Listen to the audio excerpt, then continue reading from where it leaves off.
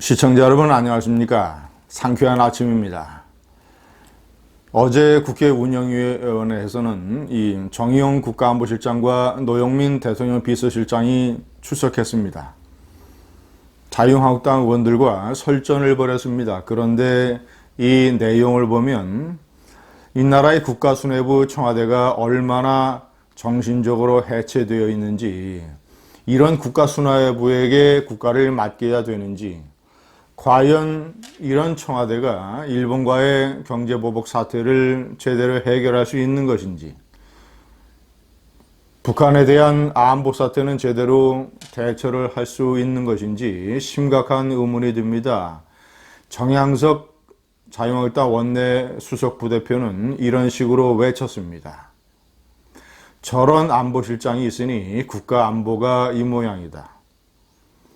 100% 맞는 말입니다. 저는 정의용 실장이 초대 국가안보실장으로 임명됐을 때부터 그가 대단히 위험한 인물이라는 것을 여러 차례 얘기를 했고, 그를 잘라야 된다. 이 국가안보가 제대로 제자리를 찾으려면 그를 잘라야 된다라는 주장을 여러 차례 해왔습니다. 어제 참으로 심각한 답변을 했습니다. 야당원들이 계속 물어봤습니다. 북한의 미사일 발사가 9.19 남북 군사 합의 위반 아니냐. 그랬더니 정의용 실장은 위반이 아니라고 계속 얘기를 했습니다. 그래서 야당원들이 또 물어봤습니다.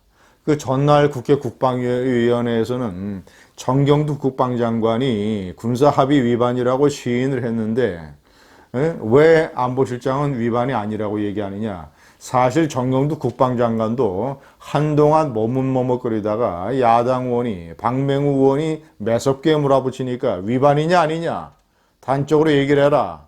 여러 차례 매섭게 물어붙이니까 겨우 위반이라고 얘기를 했던 것입니다.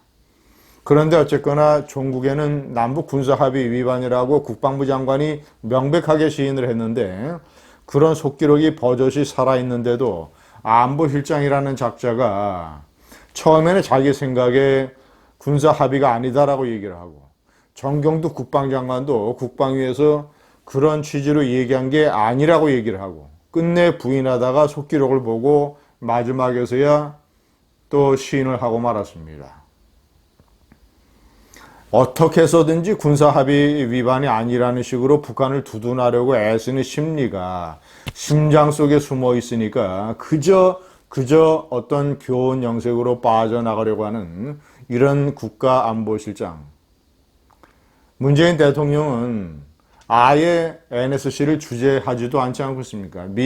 북한이 미사일과 신형 방사포를 그렇게 쏴대는데도 이 나라의 대통령이라는 사람이 국가안보회의를 주재하지도 않고 있습니다. 정양석 원내 수석 부대표의 말은 아마도 저런 대통령이 있으니 국가안보가 이 모양이다, 나라 꼴이 이 모양이다, 이 말을 하고 싶었을 것입니다. 그것을 대신에 대통령 대신에 안보실장이라고 표현을 했습니다. 저런 안보실장이 있으니 이 나라 안보가 이 모양이다. 시청자 여러분, 정의용이 얼마나 많은 죄과를 저질렀는가, 그의 허상이 어떤 것인가 제가 자세하게 소개를 해드리겠습니다. 첫 번째, 모든 비핵화 사기극의 시작이 정의용입니다.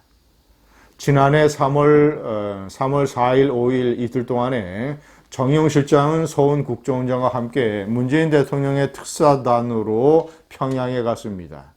그래서 사실상 저는 그때 이것을 앵벌이 특사라고 비판을 많이 했습니다. 왜냐, 이 정부 들어서 평양과 처음으로 교섭을 하는 건데 어떤 정권이 들어서든 간에 누가 먼저 대화를 제의하느냐, 아쉬운 쪽이 먼저 대화를 제의해야 될 것 아닙니까?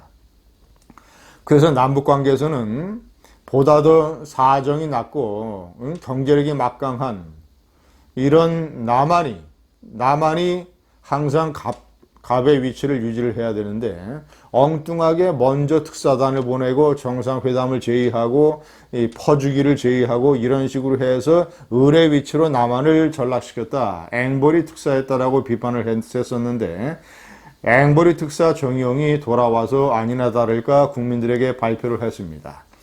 제가 이 발표문이 1년 반, 제가 세 번째에 명시를 해놨습니다만은 1년 반 동안 한국과 전 세계가 허송세월, 북한의 비핵화 문제에 허송세월을 하고 이제 북한을 사실상 핵 보유국으로 인정하지 않으면 안 되는 상황으로 몰고 가는 이런 비핵화 사기극의 시작이 이 정의용의 발표문이었습니다. 어떤 내용인지 다시 한번 상기를 해드리겠습니다. 북측은 한반도 비핵화 의지를 분명히 하였으며 북한에 대한 군사적 위협이 해소되고 북한의 체제 안정이 보장된다면 핵을 보유할 이유가 없다는 점을 명백히 했다. 대화가 지속되는 동안 북측은 추가 핵실험 및 탄도미사일 시험 발사 등 전략 도발을 재개하는 일을 없을 것임을 명확히 했다. 북측은 핵무기는 물론 재래식 무기를 남측을 향해 사용하지 않을 것임을 확약하였다.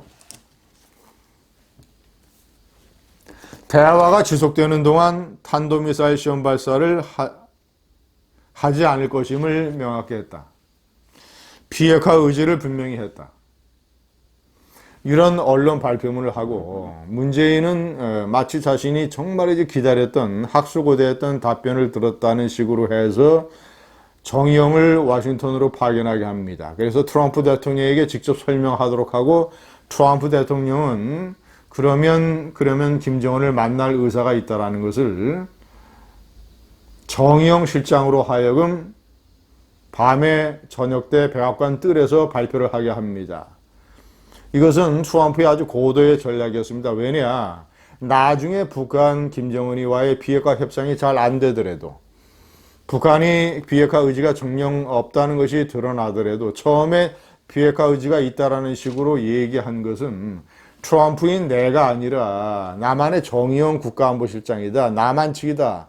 이런 식으로 트럼프는 나중에 사정에 따라서 빠져나갈 수 있는 구멍을 만들어 놓기 위해서 정의용으로 하여금 미국인과 세계인들에게 북한이 비핵화 의지가 있다는 거짓말을 그대로 발표하도록 한 것이죠.